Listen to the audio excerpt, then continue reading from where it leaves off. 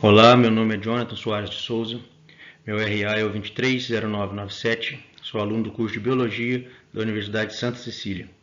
Irei apresentar meu trabalho de conclusão de curso com o tema A relevância da terapia assistida por animais como estratégia para a melhoria da saúde psíquica e fisiológica.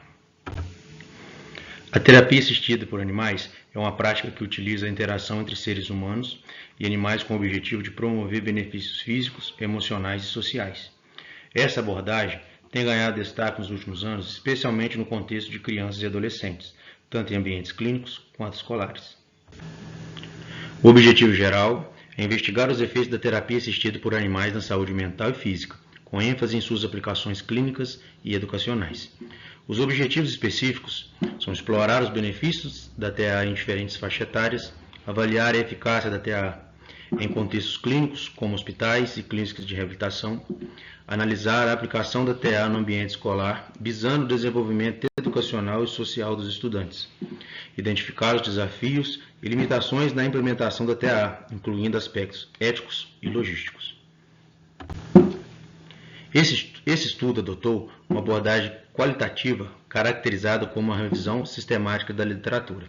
Foram relacionados artigos científicos, teses e dissertações publicadas entre 2009 e 2024, disponíveis nas bases de dados Cielo, PubMed, Lilices e Google Acadêmico.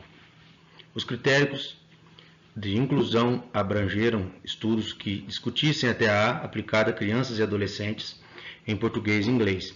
A análise dos dados seguiu as diretrizes do protocolo PRISM, garantindo a transparência e a reprodutibilidade do processo.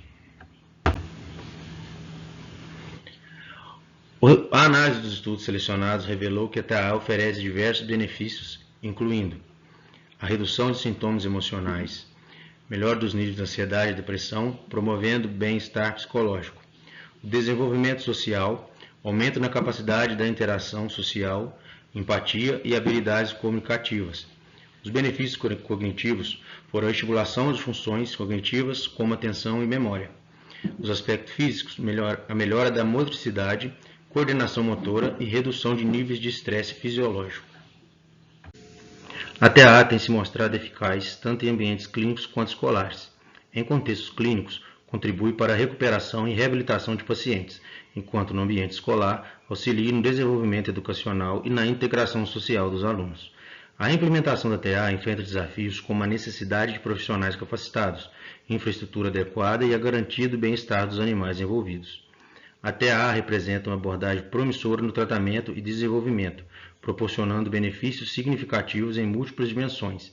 É essencial que futuras pesquisas aprofundem o entendimento sobre a mesma, estabelecendo diretrizes claras para sua aplicação e garantindo a formação adequada de profissionais.